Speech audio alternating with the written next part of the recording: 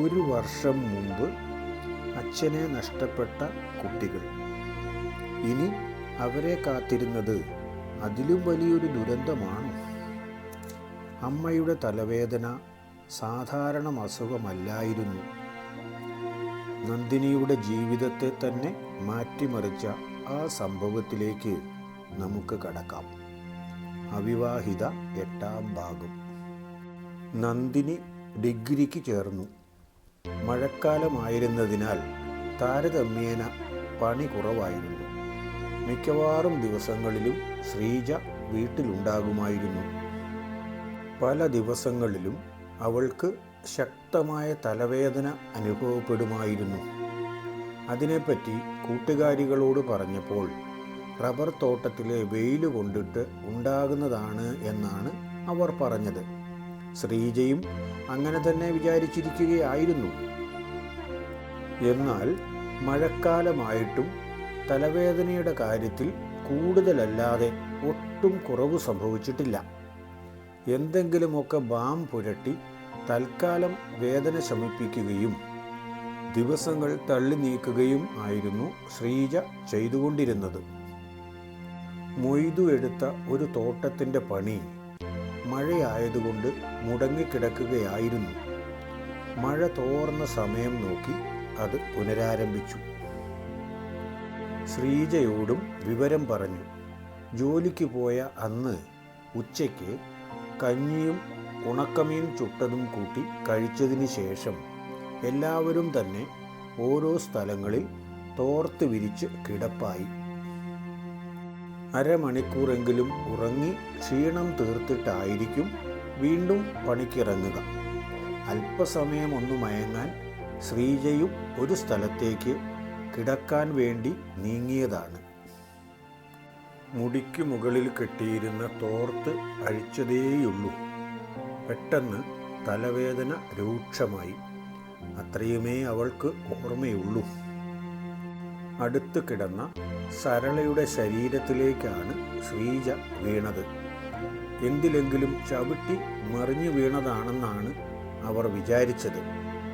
സരള പെട്ടെന്ന് ചാടി എഴുന്നേറ്റ് നോക്കുമ്പോൾ ബോധമില്ലാത്ത അവസ്ഥയിൽ കിടക്കുന്ന ശ്രീജയെയാണ് കണ്ടത്.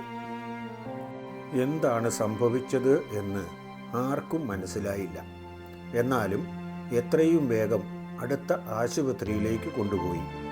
പരിശോധിച്ച ഡോക്ടർക്ക് പ്രത്യക്ഷത്തിൽ കാരണങ്ങളൊന്നും കാണാത്തതുകൊണ്ട് സംശയം വല്ലാതെ ഉണ്ടായി. ഇവർക്കെന്തെങ്കിലും അസുഖങ്ങളുള്ളതായി പറഞ്ഞു കേട്ടിട്ടുണ്ടോ? ഇടയ്ക്കിടയ്ക്ക് തലവേദന ഉണ്ടാകുന്നതായി പറഞ്ഞു കേട്ടിട്ടുണ്ട്. അത് പക്ഷേ ഞങ്ങൾ വിചാരിച്ചത് തോട്ടത്തിലെ വെയിൽ കൊള്ളുന്നതിൻ്റെ ആയിരിക്കുമെന്നാണ്. ആദ്യം വരുന്ന മിക്കവാറും പേർക്കും ഉണ്ടാകാറുള്ളതാണ്. പക്ഷേ ഇത് സാധാരണ പോലെയുള്ളതാണെന്ന് എനിക്ക് തോന്നുന്നില്ല. അതുകൊണ്ട് അല്പം വിശദമായ പരിശോധന ആവശ്യമാണ്. ഞാൻ മെഡിക്കൽ കോളേജിലേക്ക് എഴുത്തു തരാം. കഴിവതും ഇന്ന് തന്നെ ഇവരെ അവിടെ കൊണ്ടുപോയി പരിശോധിക്കണം. കുഴപ്പമൊന്നുമില്ലെങ്കിൽ സമാധാനമായി തിരിച്ചു പോരാമല്ലോ. സമ്മതിക്കാതിരിക്കാൻ മൊയ്തുവിനോ കൂടെയുണ്ടായിരുന്ന മറ്റുള്ളവർക്കോ കഴിയില്ലായിരുന്നു. ഡോക്ടറുടെ എഴുത്തും വാങ്ങി ആശുപത്രിയുടെ വണ്ടിയിൽ തന്നെ മെഡിക്കൽ കോളേജിലേക്ക് ശ്രീജയെ കൊണ്ടുപോയി. അപ്പോഴും ശ്രീജയുടെ അവസ്ഥ കാര്യമായിട്ട് ഒന്നും മെച്ചപ്പെട്ടില്ല. മെഡിക്കൽ കോളേജിൽ വിശദമായ പരിശോധനയ്ക്ക് ശേഷം ഡോക്ടർ ഒരു ടെസ്റ്റ് ചെയ്യാൻ എഴുതി കൊടുത്തു. എന്നിട്ട് കൂടെയുണ്ടായിരുന്നവരെ വിളിച്ച് പറഞ്ഞു, ആ ടെസ്റ്റിൻ്റെ റിസൾട്ട് കിട്ടാതെ ഒന്നും പറയാൻ പറ്റില്ല. അതുകൊണ്ട് ഇന്നിവിടെ കിടക്കട്ടെ. നിങ്ങളിൽ ആരെങ്കിലും ഇവരുടെ കൂടെ നിന്നാൽ മതി. അങ്ങനെ അന്ന് ശ്രീജയെ അവിടെ അഡ്മിറ്റാക്കി. പിറ്റേ ദിവസം കാലത്തെ ആയപ്പോഴേക്കും ടെസ്റ്റിൻ്റെ റിസൾട്ട് കിട്ടി. ശ്രീജയുടെ കൂടെ ഉണ്ടായിരുന്നവർ ആരാണ് എന്ന് ചോദിച്ചതിന് പ്രകാരം മൊയ്തുവാണ് ഡോക്ടറുടെ മുറിയിലേക്ക് കയറി ചെന്നത്. ഇരിക്കാൻ പറഞ്ഞിട്ട് ഡോക്ടർ വിശദമായി സംസാരിച്ചു. നിങ്ങൾ ഇവരുടെ ആരാണ്? മൊയ്തു ഉള്ള കാര്യം പറഞ്ഞു. സന്തോഷിന് സംഭവിച്ച അപകടത്തിൻ്റെ കാര്യമടക്കം പറഞ്ഞതിന് ശേഷം ആകാംക്ഷയോടെ മൊയ്തു ഡോക്ടറെ നോക്കി. ഇവരുടെ അസുഖം ബ്രെയിൻ ട്യൂമറാണ്. അത് ക്യാൻസറസ് ആണ് താനും. ഇവർക്ക് ഉണ്ടായിരുന്നു എന്ന് പറയുന്ന തലവേദന അതിൻ്റെ പ്രാരംഭ ലക്ഷണമായിരുന്നു. അന്ന് ചികിത്സിക്കുകയായിരുന്നെങ്കിൽ ചിലപ്പോൾ അവരെ രക്ഷപ്പെടുത്താൻ കഴിയുമായിരുന്നു. ഇനിയിപ്പോൾ വേദന സംഹാരികൾ കൊടുക്കാം എന്നല്ലാതെ ഒന്നും ചെയ്യാൻ കഴിയില്ല. മൊയ്തുവിന് പെട്ടെന്ന് ഒന്നും മനസ്സിലായില്ല. എനിക്കൊന്നും പിടികിട്ടിയില്ല. ഡോക്ടർ എന്താണ് പറഞ്ഞതെന്ന് എനിക്ക് മനസ്സിലാക്കാൻ കഴിയുന്നില്ല എന്നാണ് പറഞ്ഞത്. വിശദമായി കാര്യങ്ങൾ മൊയ്തുവിന് ഡോക്ടർ പറഞ്ഞു കൊടുത്തു. അയാൾ അവിടെ ഇരുന്ന് കരഞ്ഞില്ല എന്ന് മാത്രമേ ഉള്ളൂ. ഇങ്ങനെയുണ്ടോ മനുഷ്യന്മാരെ ദൈവം പരീക്ഷിക്കുക? കഴിഞ്ഞ വർഷമല്ലേ ഇവരുടെ ഭർത്താവിന് അപകടം പറ്റി മരിച്ചുപോയത്?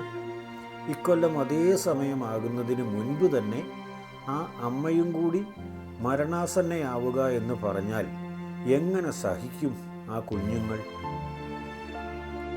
അതുങ്ങൾക്കിനി ആരുണ്ട്? ചോദ്യങ്ങൾ കുറേ അധികം തൻ്റെ ചുറ്റും നിന്ന് പലരും ചോദിക്കുന്നതായി മൊയ്തുവിന് തോന്നി. അയാൾക്ക് അവിടെ ഇരിക്കണമോ എഴുന്നേറ്റു പോകണമോ എന്ന് സംശയമായി. യാതൊന്നും പറയാതെ ഡോക്ടറുടെ മുൻപിൽ നിന്നും മൊയ്തു എഴുന്നേറ്റു പോയി. വിവരം വളരെ പെട്ടെന്ന് തന്നെ മറ്റുള്ളവർ അറിഞ്ഞു. എല്ലാവർക്കും സങ്കടപ്പെടാനല്ലാതെ മറ്റെന്ത് ചെയ്യാൻ കഴിയും? വിവരം ശ്രീജയോട് പറയരുതെന്ന് കുറേ പേർ പറഞ്ഞു. പക്ഷേ അവരോട് പറയുന്നതാണ് നല്ലതെന്നായിരുന്നു ഭൂരിപക്ഷത്തിൻ്റെയും അഭിപ്രായം. അങ്ങനെ അവരോട് വിവരവും പറഞ്ഞു. ഒരു നിസ്സംഗഭാവമാണ് അവരുടെ മുഖത്ത് ഉണ്ടായിരുന്നത്. മറുപടിയായി ഒന്നും പറഞ്ഞില്ല. അന്ന് വൈകിട്ട് തൻ്റെ മക്കളെ ചേർത്ത് പിടിച്ചുകൊണ്ട് ശ്രീജ കാര്യം പറഞ്ഞു. എനിക്കുണ്ടായ മക്കളായ നിങ്ങൾ രണ്ടുപേരും ഇത്ര ഭാഗ്യമില്ലാത്തവരാണല്ലോ കുഞ്ഞുങ്ങളെ. ആദ്യം നിങ്ങളെ പ്രാണന് തുല്യം സ്നേഹിച്ചിരുന്ന നിങ്ങളുടെ അപ്പൻ പോയി. അതിൻ്റെ കുറവ് നിങ്ങളെ അറിയിക്കാതെ വളർത്താം എന്ന് ഞാൻ വിചാരിച്ചിട്ട് എനിക്കും അതിനുള്ള അനുവാദം സർവേശ്വരൻ തരില്ല. ഞാനും കൂടി പോയി കഴിഞ്ഞാൽ എൻ്റെ കുഞ്ഞുങ്ങളുടെ കാര്യം ആര് നോക്കും എന്നാണ് എനിക്കറിയാത്തത്. അമ്മയ്ക്കിപ്പോൾ കുഴപ്പമൊന്നുമില്ലല്ലോ. ജോലിക്ക് പോകാനുള്ള വിഷമമല്ലേ തൽക്കാലമുള്ളൂ. ഇപ്പോൾ നമുക്ക് ഇൻഷുറൻസ് പണം കിട്ടിയതുകൊണ്ട് അങ്ങ് ജീവിതം മുന്നോട്ട് കൊണ്ടുപോകാം. അമ്മയുടെ ചികിത്സയും നടത്താം. വരുന്നത് വരട്ടെ, അല്ലാതെ കരഞ്ഞുകൊണ്ടിരുന്നിട്ട് വല്ല കാര്യവുമുണ്ടോ? എല്ലാ കാര്യങ്ങളും നമ്മുടെ കണക്കുകൂട്ടലിൽ നടക്കില്ല. അവർ അങ്ങനെയൊക്കെ പ്രതീക്ഷിച്ചുവെങ്കിലും വളരെ കുറഞ്ഞ ദിവസങ്ങൾ മാത്രമേ ശ്രീജ പിന്നീട് ജീവിച്ചുള്ളൂ. ശ്രീജയുടെ മരണം ആ നാട്ടിലെ എല്ലാവർക്കും തന്നെ ദുഃഖമായിരുന്നു. ആ വീട്ടിൽ വന്നവരിൽ കരയാതെ തിരിച്ചുപോയവർ കുറവാണ്. പുരുഷന്മാരിൽ ചിലർ മാത്രം മസില് പിടിച്ചു നിന്നുവെങ്കിലും അവരുടെയും ഹൃദയത്തിൻ്റെ തേങ്ങൽ അവരെ അറിയാവുന്നവർക്ക് മനസ്സിലാകുമായിരുന്നു. കുറഞ്ഞ നാളുകൾക്കുള്ളിൽ അച്ഛനും അമ്മയും നഷ്ടപ്പെട്ട് അനാഥരായ 2 പെൺകുട്ടികൾ. അവർ മാത്രമായി ആ വീട്ടിൽ താമസിക്കുക എന്നാൽ ഒരു തരത്തിലും സുരക്ഷിതമല്ല. ശ്രീജയുടെ സഹോദരന്മാർ അവരെ 2 പേരെയും അവരുടെ വീടുകളിലേക്ക് കൊണ്ടുപോയി. കോച്ചേരിയുടെ അടുത്ത ഒരു ഗ്രാമമായിരുന്നു അമ്മാവന്മാരുടെ താമസ സ്ഥലം. സ്ഥലത്തിൻ്റെ പേര് കമ്മാണി കവല. മൂത്ത അമ്മാവൻ സുധാകരൻ്റെ അടുത്തായിരുന്നു നന്ദിനി. അവൾക്ക് പഠനം തുടരണമെന്നൊക്കെ ആഗ്രഹമുണ്ടായിരുന്നെങ്കിലും അതൊന്നും നടന്നില്ല. സുധാകരൻ്റെ ഭാര്യ രാധികയാവട്ടെ നന്ദിനി അവിടെ എത്തിക്കിട്ടിയത് ഒരു ഭാഗ്യമായി കണക്കാക്കി. വീട്ടിലെ പണികൾക്ക് സഹായമായിട്ടാണ് ആദ്യമൊക്കെ കണക്കാക്കിയിരുന്നതെങ്കിലും പിന്നീട് വീട്ടിലെ പണികൾ മുഴുവനും അവളെക്കൊണ്ടാണ് എടുപ്പിച്ചുകൊണ്ടിരുന്നത്. സുധാകരൻ്റെ മക്കൾ അകലെ ഹോസ്റ്റലിൽ താമസിച്ച് പഠിക്കുന്നവരാണ്. രണ്ടുപേരും വീട്ടിൽ വരാറേയില്ല. അവർ വരുന്ന ദിവസങ്ങളിലാണ് നന്ദിനിക്ക് ജോലി കൂടുതൽ. അവർക്ക് വേണ്ട എല്ലാ കാര്യങ്ങളും അവൾ തന്നെ ഒരുക്കി കൊടുക്കണം. ഇപ്പോൾ അവളുടെ സ്ഥാനം സഹോദരിയുടെ പുത്രി എന്നതല്ല, ഒരു വേലക്കാരിയുടേതാണ്. നന്ദിനി വീട്ടിൽ നിന്നും പുറത്തിറങ്ങുന്നത് ചെറിയമ്മാവൻ്റെ വീട്ടിൽ പോയി ശ്രീക്കുട്ടിയെ കാണാൻ വേണ്ടി മാത്രമാണ്. അതും 1-2 മാസം കൂടുമ്പോൾ ഒരു തവണ മാത്രം. അവിടെ പോയാലും അധിക സമയം നിൽക്കാൻ അനുവാദമില്ല. അധിക സമയം വൈകി വീട്ടിലേക്ക് എത്തിയാൽ അമ്മായിയുടെ വക പുളിച്ച തെറി കേൾക്കേണ്ടി വരും. ശ്രീക്കുട്ടിക്ക് പൊതുവെ സുഖമാണ്. അവിടുത്തെ ശ്യാമ അമ്മായി അവളെ സ്വന്തം മകളായിട്ടാണ് കാണുന്നത്. എല്ലാവർക്കും ഭാഗ്യം ഒരുപോലെ വരില്ലല്ലോ. അങ്ങനെ ശ്രീക്കുട്ടിയെ കാണാൻ പോയ ഒരു ദിവസമാണ് നന്ദിനി വീണ്ടും പ്രിയേഷിനെ കണ്ടത്. നിന്റെ കാര്യം വലിയ ഭാഗ്യദോഷമാണല്ലോ നന്ദു. അമ്മയ്ക്ക് അസുഖം ബാധിച്ചു എന്ന വിവരം ഞാൻ അറിഞ്ഞത് കുറേ കഴിഞ്ഞിട്ട് മാത്രമാണ്. അപ്പോഴേക്കും എല്ലാം കഴിഞ്ഞിരുന്നു. അതുകൊണ്ടാണ് ഞാൻ നിന്റെ വീട്ടിലേക്ക് വരാതിരുന്നത്. നീ കരയുന്നത് കാണുന്നത് എനിക്ക് ഒട്ടും ഇഷ്ടമല്ല. എല്ലാവർക്കും പിന്നെ നിന്നെപ്പോലെ ചിരിക്കാനുള്ള യോഗമുണ്ടാകുമോ? ജീവിതത്തിൻ്റെ ഒരു ഭാഗമാണ് സന്തോഷം, മറ്റൊരു ഭാഗം സങ്കടം. ചിലർക്ക് അത് കൂടുതൽ വരും, മറ്റു ചിലർക്ക് അത് കുറഞ്ഞിരിക്കും എന്ന് മാത്രം. എനിക്ക് ദുഃഖമാണ് കൂടുതൽ, നിനക്ക് സന്തോഷമായിരിക്കും. അത്ര വ്യത്യാസമേ ഉള്ളൂ. അങ്ങനെ ചിന്തിക്കാനാണ് ഇപ്പോൾ നന്ദുവിന് തോന്നുന്നത്. എന്നാലും അവൾ മറുപടി പറഞ്ഞത് അങ്ങനെയല്ല. എനിക്ക് ഇതേ വിധിയുള്ളൂ എന്ന് ഞാൻ സമാധാനിക്കും. അല്ലായിരുന്നുവെങ്കിൽ ഇങ്ങനെയൊന്നും സംഭവിക്കേണ്ട കാര്യമില്ലായിരുന്നു. അച്ഛൻ ഉണ്ടായിരുന്നുവെങ്കിൽ ഈ ബുദ്ധിമുട്ടുകളൊന്നും ഞങ്ങൾക്ക് വരില്ലായിരുന്നു. ആരോട് പറയാൻ? പറഞ്ഞിട്ടെന്ത് കാര്യം? പ്രിയേഷിനത് കേട്ടപ്പോൾ വല്ലാത്ത വിഷമം തോന്നി. അതുകൊണ്ടെന്ത് കാര്യം? അവൻ വിചാരിച്ചാലും ഇപ്പോൾ നന്ദുവിനെ രക്ഷിക്കാൻ കഴിയില്ല. കൂടുതൽ സമയം അവനോട് സംസാരിച്ചു നിൽക്കുമ്പോൾ വിഷമം കൂടുകയേ ഉള്ളൂ എന്ന് തോന്നിയതുകൊണ്ട് നന്ദിനി അപ്പോൾ തന്നെ അവിടെ നിന്നും പോയി. മാത്രവുമല്ല, അമ്മായി പറഞ്ഞിരുന്ന സമയപരിധി കഴിയാനാവുകയും ചെയ്തു. വീട്ടിലെ പണികൾ മുഴുവനും അവളെ കൊണ്ടെടുപ്പിക്കുമെങ്കിലും അമ്മായിക്കും ഒരു വിഷമമുണ്ടായിരുന്നു. കാരണം അവൾ വളർന്നു വരികയാണ്. കുറച്ചു നാൾ കഴിയുമ്പോൾ വിവാഹം കഴിപ്പിച്ച് അയക്കേണ്ടി വരും. അതിൻ്റെ മുഴുവൻ ചെലവുകളും തൻ്റെ വീട്ടിൽ നിന്ന് തന്നെ എടുക്കേണ്ടി വരികയും ചെയ്യും.